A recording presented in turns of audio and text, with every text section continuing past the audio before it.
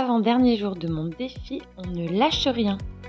Comme vous l'avez vu hier, on est sur des repas un peu plus rapides puisque c'est le week-end et qu'on en profite pour bricoler. Mais même vite fait et même avec pas grand chose, il faut quand même se nourrir. Alors c'est parti! On commence la journée par un petit coup d'œil au frigo. Donc vous le voyez, du côté des yaourts, pas grand chose. Et en dessous, des steaks hachés que j'ai décongelés et les restes d'hier. Du côté des légumes, c'est carrément la crise. Quelques tomates, des betteraves et du verre de poireaux. Par contre, du côté de la terrasse, je ne vous ai pas montré, mais on a une belle invitée qui nous a fait une petite visite surprise. Alors après tout l'été sans rien avoir obtenu, c'est en plein automne qu'on récolte notre première aubergine. Et il faut dire que ça tombe plutôt à pic. Donc je commence par m'occuper de cette dernière et je commence par la couper en cubes.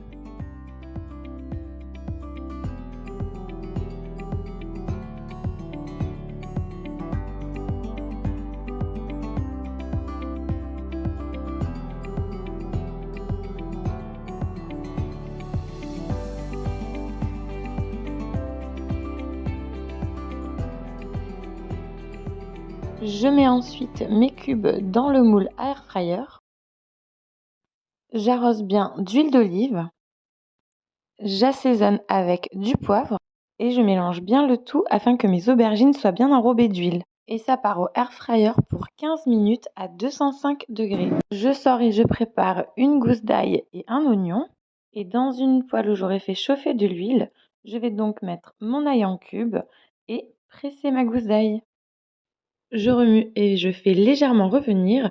Et pendant ce temps, je vais m'occuper de mes tomates. Donc je vais commencer par laver, puis que je vais couper en gros cubes pour les rajouter dans ma poêle. Puis je remue et je laisse légèrement mijoter. Et c'est juste le temps qu'il a fallu à mes aubergines pour terminer de griller. Donc je vais les ajouter à ma poêle.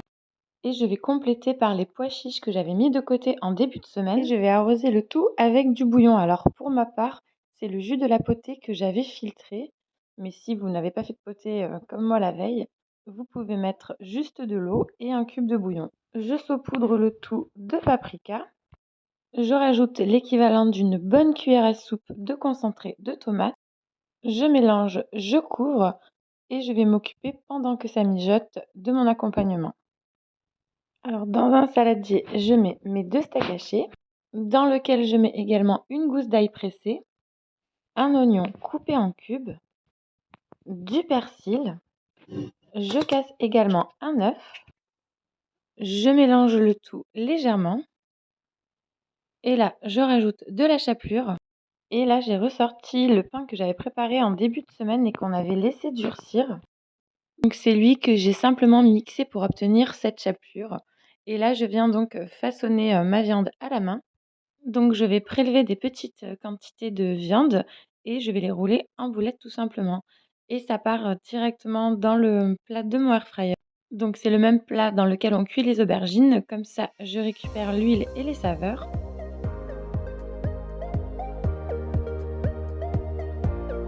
Et ça part donc en cuisson directement dans le air fryer. Et pour accompagner tout ça, je prépare une semoule tout simplement. Donc je mets l'équivalent d'un verre d'eau et je fais bouillir exactement la même quantité en eau.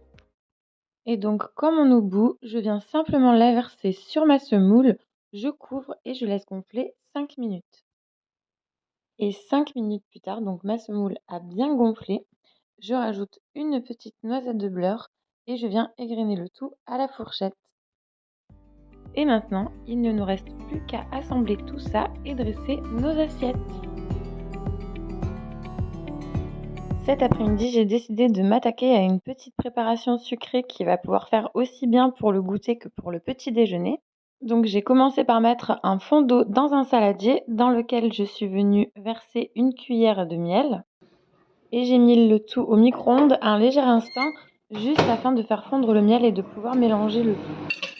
À la sortie du micro-ondes, donc, on mélange l'eau et le miel. Je rajoute ensuite une bonne cuillère d'huile de noisette.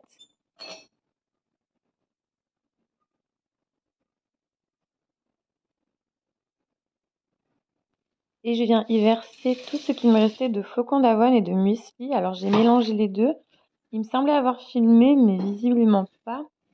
Et de mes souvenirs, il y avait environ 200 grammes dans la totalité. Donc là, je mélange mes flocons d'avoine et mon muesli à ma préparation liquide. Le but est que tout soit légèrement humidifié. Puis je verse le tout dans mon moule en silicone qui va dans mon air fryer et je viens tasser avec le dos de ma cuillère. Là, je suis donc en train de faire du granola et je tasse bien parce que mon fils l'adore quand il est sous forme de pépites.